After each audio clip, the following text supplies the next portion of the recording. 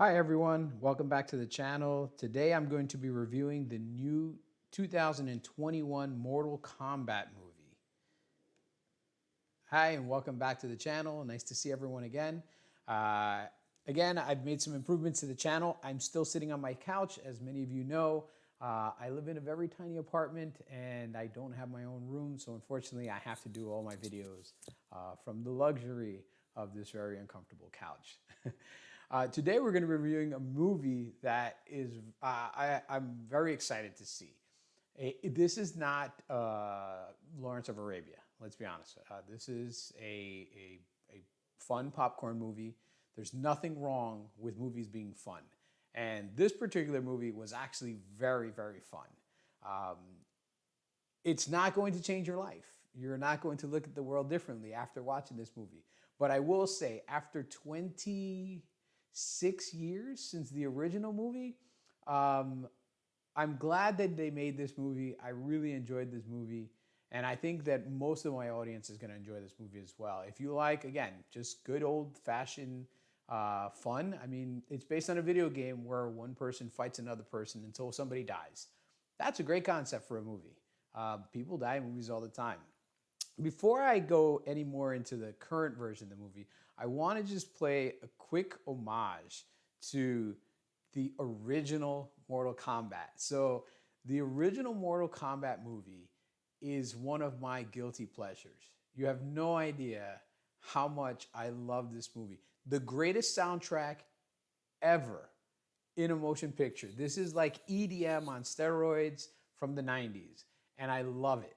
I can't sing it because they'll probably want to take my video down because I'm infringing on their copyright for the song. But we all know the song. When somebody yells out "Mortal Kombat," you know exactly what's coming up next. You know, the whole EDM bass line is going to drop, and everybody's going to start like fist pumping and head bobbing. The original movie, however, was not a great movie. It is it is 90s cinema. It's actually 80s cinema in the 90s. If for those of you who understand that meaning, it's very schlocky action. Uh, Not great action. I mean, the fight scenes in that movie are horrendous. I think there's only maybe one fight scene where like true martial artists are fighting, and every other fight scene, unfortunately, was you could tell were people that never trained how to fight, um, and ended up in this movie. The greatest part about the original Mortal Kombat, on top of Christopher Lambert's beautiful locks, that man is just a gorgeous French man. This was the first movie, to my understanding, that Ray Park was in, and Ray Park would go on to become like a really great action star. A little bit troublesome right now. I know there's a little bit of an issue with Ray Park, but the cast was pretty much all unknowns. One of the actors, a couple of the actors are still around today. Christopher Lambert is definitely still around today. But I love this movie. It Looking at it now, though, I mean, obviously it's dated. The CGI back then was horrendous. The action was not well. The cinematography for the action was not well. It's a lot of cutscenes. I mean, if you had, they should have an advertisement in the front of the movie. If you have any kind of like, you could get a seizure from so many cuts. I mean, it's literally cut, cut, cut, cut, cut, cut, cut. I mean, but I still love it. I love this movie so much. Can I tell you something? I bought this movie on CD-ROM. I didn't even buy it on DVD because DVD didn't exist. So I bought it on CD-ROM so that I could watch it on my computer. And I would have to install an application to run the movie. And I still have the CD-ROM somewhere. And I'm unapologetic about it. And I've downloaded it since on DVD, and I have it on digital streaming. I've purchased it on digital streaming. It is really one of my guilty pleasure movies. And one day I'm going to make a list of my guilty pleasure movies to share with everybody. And I think you'll get a big kick out of how I love to waste my time sometimes watching these movies just for pure enjoyment, pure entertainment. But as far as the new Mortal Kombat, um, you know, the CGI has come a long way since this. This is the original Mortal Kombat, Shang Tsung, and Reptile. Reptile does not even look like he is in this shot. It looks like he was painted in, like on Microsoft Paint, and just stuck into this shot. Not good, really, really bad. However, now all these years later, we have the new Shang Tsung, and the new Shang Tsung is amazing. I mean, look at the costume. This is all you have to do is look at the costume, look at the quality of the costume itself. And you'll know that the people that made this movie wanted to put money and effort into it. And there's no doubt that they put some serious money and effort into this movie. Throughout this entire movie, I kept saying, wow, this is like, obviously it was always meant to be released in the theaters, and because of COVID and so forth, it's becoming like a split release between theater and HBO Max. But they definitely put like a real budget into this movie. They put a real effort into this movie. The fight scenes are actually really good. Like, I must say, even though some of the fight scenes, or mostly all the fight scenes, are going to have some CGI to them, because obviously it's people with superpowers and villains from another realm, and people from hell, and people that can freeze things, but the CGI really is great quality. There's one or two times that I looked at something and I was like, that doesn't look too real. But for the most part, like, they did a really great job with the animations of Jax's arms, to just Scorpion throwing out his blade, to SubZero with his freezing effect. I mean, the freezing effects in this movie are like worth the price of admission alone.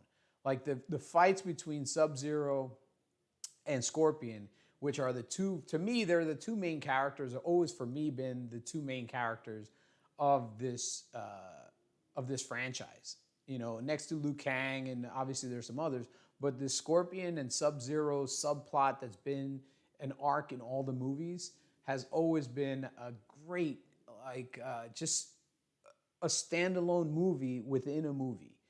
And here they explore it really in depth. I mean, they give both of these characters a lot of time, because obviously these are very important characters in the mythos of Mortal Kombat. Their fight scenes are amazing. And more so, like, the look of Scorpion in this movie is amazing. Like, they did such a great job in not just his costume, in his animations, in his CGI, the way that he's lit, the way that he fights.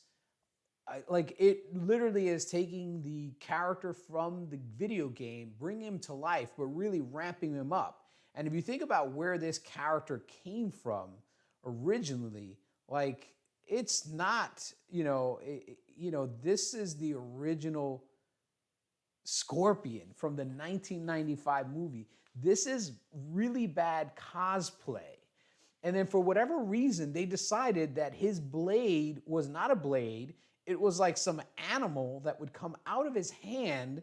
It was just horrendous. I loved it. It was horrendously lovable, but it was horrendous. And looking back on it all these years later, I'm just like, wow, they really went for it. They really went for it. In this movie, thank God, they do not go the route of an animal appearing out of his hand. He actually does throw these blades. And oh man, it's glorious. It is so glorious. You knew that at some point in the movie they were going to give like the, come over here and so forth. But it's so glorious to watch them take this character and really bring him into the modern age with great CGI and great coordinate. Like, the fight coordinators on this movie did an amazing job with both the stunt actors and with the actors in making the actors look like they are very capable of these fights. And the stunt actors themselves are amazing. I mean, the stunts in this movie are second to none. I'll be very honest with you. I was impressed. The fights between these two, which is your Scorpion and SubZero, are really, that's where I got sold. These two are, like I said, these are the two characters I love more than anything else in the entire Mortal Kombat mythos. And I could see a movie with just these two, and we get a lot of backstory of just these two. And the special effects for SubZero, again, amazing job. The way that they incorporate his freezing powers into him using it during fights and using environments with his freezing powers. I mean, it's right from the video game, but it's also a lot of great imagination by the CGI artists and the VFX artists that created all of this. Unbelievable. You can tell that these people that made this movie, they knew they weren't making, the next great. They weren't making the Shawshank Redemption. They knew they were making an action movie, and they wanted it to be a fun action movie that has a lot of scenes that you can just like, your mouth will just drop open. You'd be like, wow, like I can't believe that. All of the costumes, no matter who it is in the movie, all of the costumes, all of the looks, all the special effects, the people that worked in this movie are bringing us something that we wish we could have gotten 20 plus years ago when the first Mortal Kombat movie came out. Obviously, we couldn't. The VFX of the time didn't allow it. But even Kano, who in the first movie, if you remember, had a horrible prosthetic. Kano in the first movie had one of the most laughable prosthetics ever. And it didn't do anything. Like, it just kind of lit up. It looked like they stuck a little LED bulb underneath this mask and had him wear it. And somebody like off screen would like hit a little button. And the LED would turn on just. Again, I understand it was the 90s. It was the best that they can do. It was a first-time director. A lot of the cast, this was their first time being like, in front of the camera. I still love that movie because it gave a lot of people great opportunities. There's still a lot of people from that movie that are in the movie industry today and have grown. And so I look at Mortal Kombat 1990 version very fondly. This movie, I hope that in many years from now, people will look back on it as fondly as I look back on that one. I really enjoyed this movie. I think that everyone that watches my channel will get a real kick out of it. If you're into action, if you're into martial arts, if you like VFX, if you like, mythological stories that don't really have a basis in reality, you'll absolutely have a great time with Mortal Kombat. And if you have the time, it's not a super long movie. You're not committing 4 hours. It's not a Snyder cut. I think you will enjoy it. If you can go to the movie theaters, like if you can physically go, if you feel safe, if you're comfortable in doing so, please try to get out to the local movie theater and support the local movie theaters. Recently, this past week, another huge movie theater chain is closed. They've closed their doors. They're gone out of business. I really hope that someone can come in and revive them because Cinemark is, the Arc Cinema here in LA is an unbelievable piece of the tapestry of American entertainment. Anybody that's ever been to the Cinema Dome will tell you that the Cinema Dome is an experience like no other.